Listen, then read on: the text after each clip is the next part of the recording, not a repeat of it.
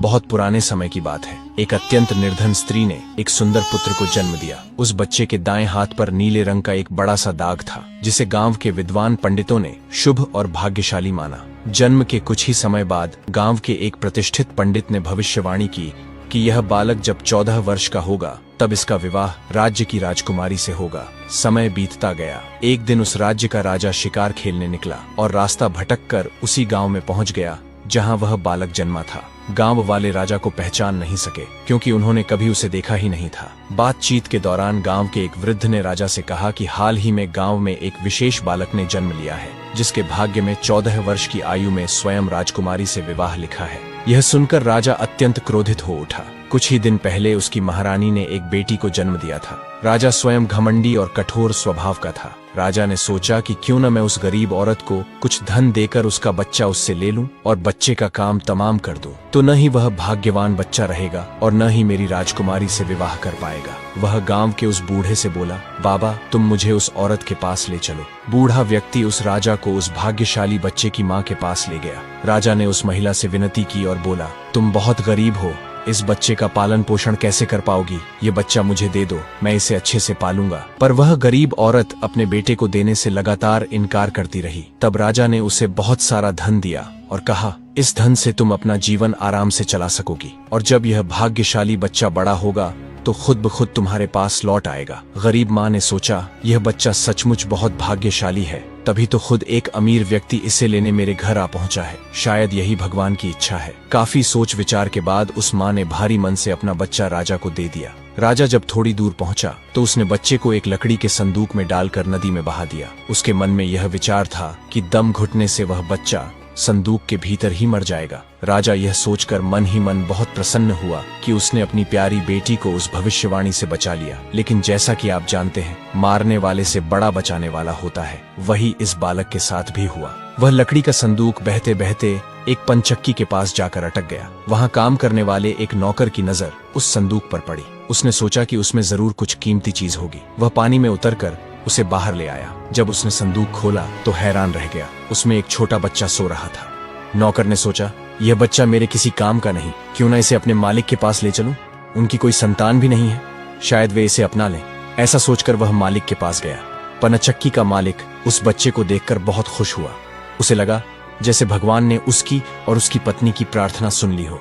पति पत्नी दोनों ने बहुत प्रेम और स्नेह से उस बच्चे का पालन पोषण शुरू कर दिया। जैसे जैसे वह बालक बड़ा होने लगा, उसके चेहरे की आभा और तेज बढ़ते गए। जो भी उसे देखता बस देखता ही रह जाता। एक दिन भाग्य ने फिर कुछ ऐसा मोड़ लिया कि राजा एक बार फिर उसी बच्चे के पास जा पहुंचा।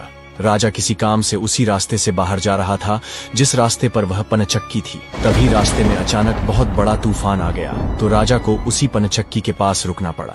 पनचक्की पर एक सुंदर युवक को बैठा देखकर राजा चौंका। उसने पनचक्की के मालिक से पूछा, क्या यह तुम्हारा बेटा है? यह तो बहुत ही सुंदर है। पनचक्की का मालिक बोला, हाँ यह मेरा बेटा है, क्योंकि मैंने ही इसे पाल पोस कर बड़ा किया है। आज से करीब 14 साल पहले यह बच्चा हमें एक लकड़ी के संदूक में मिला था। राजा को पुरानी बातें एकदम ताजा हो गईं। चक्की के मालिक की बात सुनकर राजा को बहुत आश्चर्य हुआ कि वह बच्चा, जिसे वह अब तक मरा हुआ समझ रहा था, अभी तक जिंदा है। उसने उस लड़के को खत्म करने की एक और तरकीब सोची। वह पंचक्की के मालिक से बोला, क्या आप इस लड़के को मेरा एक काम करने की आज्ञा दे सकते हैं? दरअसल मैं रानी के पास एक पत्र भिजवाना चाहता हूँ। यह पत्र बहुत ही जरूरी है। मैं इस काम के लिए इसे सोने के 2 सिक्के दूंगा। चक्की का मालिक उसे भेजने के लिए तैयार हो गया और लड़का भी फौरन राजी हो गया। राजा ने झट से अपनी रानी को एक पत्र लिखा। उसने लिखा, जैसे ही यह लड़का तुम्हारे पास मेरा यह पत्र लेकर पहुंचे, तुम इसे मरवा देना और महल से दूर दफनवा देना। यह सब कुछ मेरे वापस आने से पहले हो जाना चाहिए। इतना लिखने के बाद पत्र को मुहरबंद कर राजा ने वह पत्र उस लड़के को दे दिया। लड़का वह पत्र लेकर राजमहल की ओर चल दिया। वह आज तक कभी अपने घर से बहुत दूर नहीं गया था, इसलिए वह राजमहल का रास्ता नहीं ढूंढ सका और जंगल में भटकने लगा। शाम ढल चुकी थी। तभी उसे अंधेरे में दूर एक रोशनी दिखाई दी। वह दौड़कर उस रोशनी की ओर गया तो देखा कि वहां एक छोटा सा कच्चा घर था। उस घर में कोई दरवाजा नहीं था। जब वह अंदर गया तो देखा कि एक बूढ़ी औरत आग जलाकर अकेली बैठी है।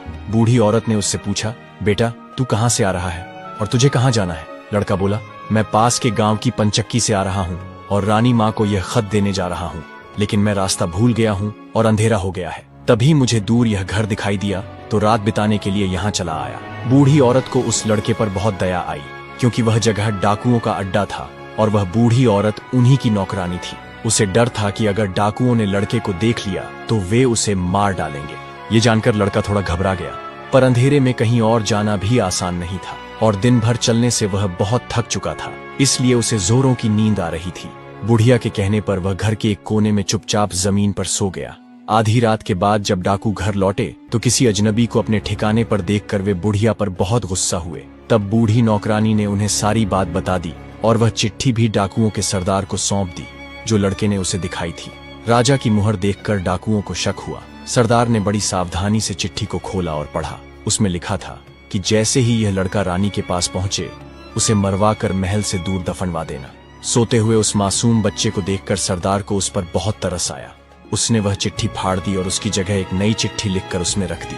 उस नई चिट्ठी में लिखा था, जैसे ही यह लड़का राजमहल में पहुंचे तुम इसका विवाह राजकुमारी से कर देना। ये कार्य मेरे लौटने से पहले पूरा हो जाना चाहिए।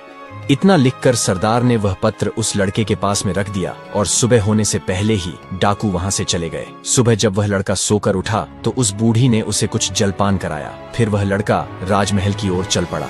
राजमहल पहुंचकर उसने वह खत रानी माँ तक पहुंचा दिया। रानी ने जब खत पढ़ा तो उसे बड़ा आश्चर्य हुआ कि राजा ने यह कैसी आज्ञा दी है, एक अनजान लड़के से अपनी राजकुमारी का विवाह करने की। रानी ने देखा कि खत पर राजा की साक्षी मोहर लगी हुई थी, इसलिए उसने सोचा कि यह कोई धोखा भी नहीं हो सकता। राजा के वापस आने से पहले ही उसे अपनी बेटी का विवाह इस लड़के से करना था। रानी ने लड़के को अपने पास बुलाया। उसका भोला भाला और सुंदर चेहरा देखकर रानी को वह लड़का बहुत पसंद आया और उसने अगले ही दिन अपनी बेटी का विवाह उससे कर दिया। लड़का राजकुमारी के साथ सुखपूर्वक उस महल में ही रहने लगा। कुछ महीनों बाद राजा वापस अपने राजमहल में आया तो वह उस लड़के के बारे में जानने के लिए बहुत उत्सुक था। उसने महारानी से पूछा, उस खत वाले लड़के का क्या हुआ? महारानी बोली, आपके कहे अनुसार मैंने उस लड़के का विवाह अपनी राजकुमारी से करवा दिया। राजा यह सुनकर बहुत गुस्से में आ गया। जिस बात को वह नहीं होने देना चाहता था आखिर वह हो गई। उसने अपनी पत्नी से वह खत मांगा। राजा ने उसमें उस लड़के से राजकुमारी के विवाह की बात पढ़ी तो निस्तब्ध रह गया। राजा को उस लड़के पर शक हुआ कि वह पढ़ा लिखा है, जरूर उसने रास्ते में खत बदल दिया होगा। उसने लड़के को अपने पास बुलवाया और उसे सच्चाई बताने की आज्ञा दी। लड़का बोला, हे राजन, मुझे कुछ नहीं पता कि इस खत में आपने क्या लिखा था, क्योंकि मैं तो इसे ऐसा ही लेकर आ गया था। हाँ, जंगल में मैंने एक पुराने घर में रात जरूर गुजारी थी, क्योंकि मैं राजमहल का रास्ता नहीं ढूंढ पाया और जंगल में भटक गया था। राजा को उस लड़के की बात पर विश्वास नहीं हुआ। वैसे भी राजा को उस लड़के से बहुत नफरत थी। वह नहीं चाहता था कि उसकी बेटी से शादी करने के बाद वह इस राज्य का राजा बने। वह लड़के से बोला, मेरी गैर हाजिरी में रानी ने मेरी बेटी की शादी तुझ कंगाल से कर दी है, पर मैं इस शादी को तब तक अपनी सहमति नहीं दूंगा जब तक तू मुझे शैतान के 3 सोने के बाल नहीं लाकर देगा। जब तू वो 3 सोने के बाल मुझे देगा तभी सही मायनों में उसका पति बन पाएगा। राजा ने यह असंभव शर्त इसलिए रखी थी ताकि वह लड़का सोने के 3 बालों की तलाश में कहीं मर खप जाए। लड़के को पता था अगर वह राजा की बात नहीं मानेगा तो राजा उसे मरवा देगा, इसलिए उसने सोचा कि क्यों न कोशिश की जाए, शायद वह सोने के 3 बाल लाने में सफल हो जाए। अगले दिन वह सुबह बहुत जल्दी उठकर सोने के बाल ढूंढने के लिए निकल पड़ा। चलते चलते वह एक बड़े शहर में पहुंचा। शहर के प्रवेश द्वार पर एक बड़ा सा गेट था जहां हथियारों से लैस सिपाही पहरा दे रहे थे। सिपाही ने उस लड़के से पूछा, यहाँ तुम्हारा क्या काम है? क्या तुम कुछ समझते और जानते भी हो? लड़का बोला, मैं सब कुछ समझता और जानता हूँ। सिपाही बोला, अगर तुम सब कुछ जानते हो तो हम पर भी एक मेहरबानी करो। हमें भी बताओ कि शहर की सीमा पर जो यह कुआं है, पहले इससे मीठा पानी निकलता था पर अब इसमें पानी ही नहीं है, ये सूख गया है। क्यों? लड़का बोला, अभी तुम थोड़ा सब्र करो, जब मैं अपना काम खत्म करके वापस आऊंगा तो तुम्हें बताऊंगा। इतना कहकर वह गेट से निकलकर आगे गया। काफी चलने के बाद वह दूसरे शहर के बड़े से गेट पर पहुंचा तो वहां पर भी एक हथियारबंद सिपाही पहरा दे रहा था। उस सिपाही ने भी लड़के से सवाल पूछा, क्या तुम कुछ समझते और जानते भी हो? लड़का बोला, मैं सब जानता हूँ। सिपाही बोला, चलो फिर ये बताओ कि इस शहर की सीमा पर जो सेब का पेड़ लगा है उसमें पहले सोने के सेब लगते थे, पर अब यह पूरी तरह सूख गया है, अब इसमें पत्तियां भी नहीं लगती। ऐसा क्यों? लड़का बोला, थोड़ा इंतजार करो, अपना काम पूरा करके आने पर मैं इसका जवाब तुम्हें बताऊंगा। इतना कहकर वह आगे चल दिया और चलते चलते तीसरे शहर की सीमा पर पहुंचा तो वहां पर एक बड़ी सी नदी थी जिसमें एक छोटी सी नाव थी और एक नाविक उस पर बैठा था। नाविक ने उससे पूछा, तुम यहाँ क्यों आए हो और यहाँ के बारे में क्या समझते जानते हो? लड़का बोला, मैं सब कुछ जानता हूँ। नाविक बोला, अगर तुम सब कुछ समझते और जानते हो तो कृपा करके मुझे बताओ कि आने जाने के इस काम से मुझे छुटकारा कैसे मिलेगा। लड़का बोला, इस सवाल का जवाब मेरे वापस आने पर तुम्हें जरूर मिलेगा, पर पहले तुम मुझे नदी पार करवाओ। नाविक ने उसे अपनी नाव पर बैठाकर दूसरे किनारे पर छोड़ दिया। जैसे ही वह नदी के दूसरे किनारे पर गया, उसे वहां नीचे की ओर जाने वाला कच्चा और अंधेरा सा रास्ता दिखाई दिया। वह उसी रास्ते पर चल पड़ा। काफी नीचे पहुंचने पर वह एक पुराने से घर के पास पहुंचा तो वह उस घर के अंदर गया। तब उसे एक बूढ़ी औरत मिली। वह बुढ़िया एक जादूगरनी थी। वह बोली, अरे बच्चे, तू कौन है और यहाँ पर क्यों आया है? तुझे पता नहीं कि यहाँ पर राक्षस रहता है? लड़का बोला, मैं ठीक जगह पर आया हूँ। अब तुम मेरी सहायता करो। मुझे राक्षस के सिर के 3 सोने के बाल चाहिए, नहीं तो मुझे मेरी पत्नी कभी वापस नहीं मिलेगी।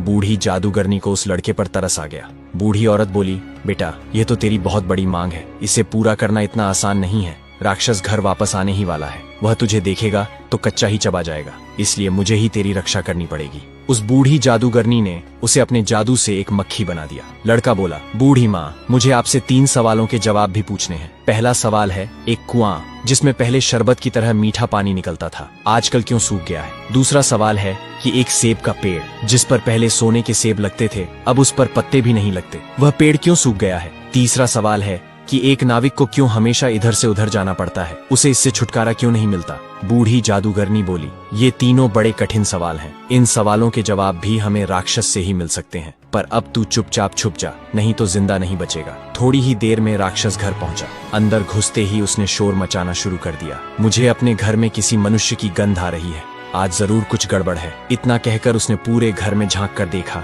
पर उसे कोई भी मनुष्य नहीं मिला।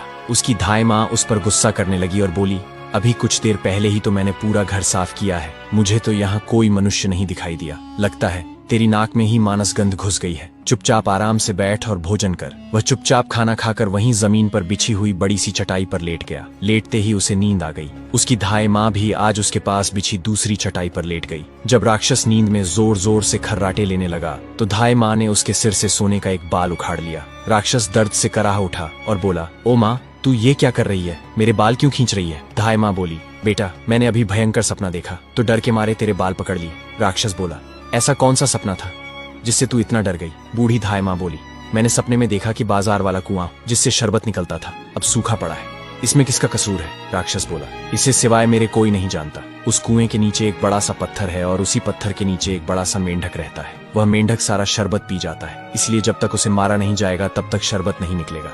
इतना कहकर राक्षस फिर जोर जोर से खर्राटे भरने लगा। कुछ पल बाद धाई माँ ने उसके सिर से सोने का दूसरा बाल उखाड़ लिया। राक्षस फिर जोर से चीखा, ओ माँ, ये तू क्या कर रही है?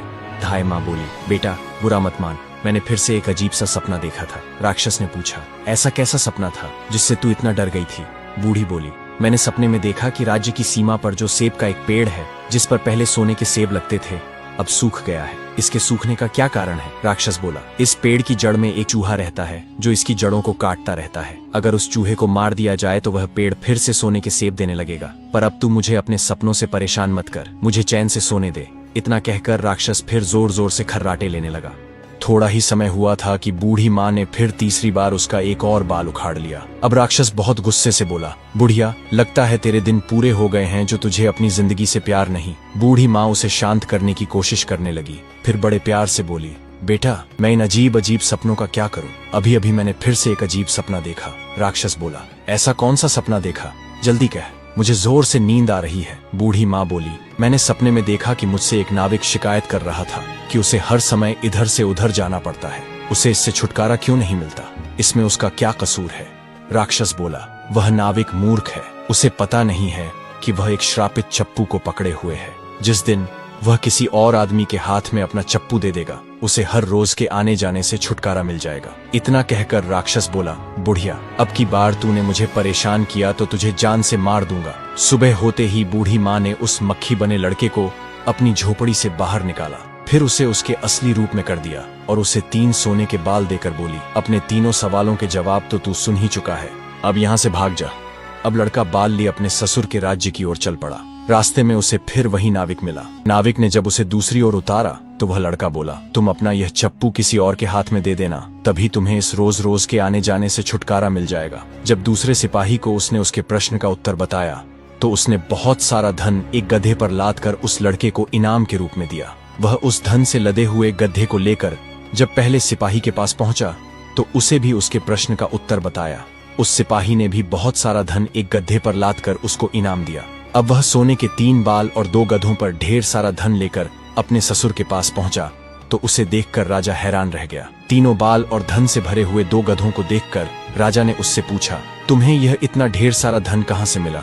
लड़का बोला, मैं नदी के उस पार गया था, वहां मुझे बहुत सारा धन मिला, उसमें से कुछ धन मैं अपने साथ ले आया। राजा को लालच आ गया। वह लड़के से बोला, क्या मैं भी नदी के उस पार से तुम्हारी तरह कुछ धन ला सकता हूँ? लड़का बोला, क्यों नहीं। उस नदी में नाव पर एक नाविक बैठा है जो अपनी नाव से आपको उस पार ले जाएगा, पर आप उसका चप्पू उससे लेकर नाव को खुद चलाइएगा तो नदी की दूसरी ओर पहुंचकर तुम्हें ढेर सारा धन मिलेगा। लालची राजा इतना सुनकर नदी की ओर चल पड़ा। वहीं छोटी सी नाव पर वह नाविक बैठा था। राजा उस नाविक के पास गया और उसके हाथ से उसका चप्पू लेकर खुद नाव चलाने लगा। अब उस नाविक को रोज के आने जाने से छुटकारा मिल गया और राजा को उसके कर्मों के अनुसार सजा मिल गई। अब वह उस नाव पर इधर से उधर करता रहता। अब राजमहल में लड़का राजकुमारी के साथ खुशी खुशी जीवन बिताने लगा। तो दोस्तों, ये कहानी हमें यह बताती है कि लालच का अंत हमेशा बुरा होता है, जबकि ईमानदारी और समझदारी से इंसान सफलता और सुख को प्राप्त करता है।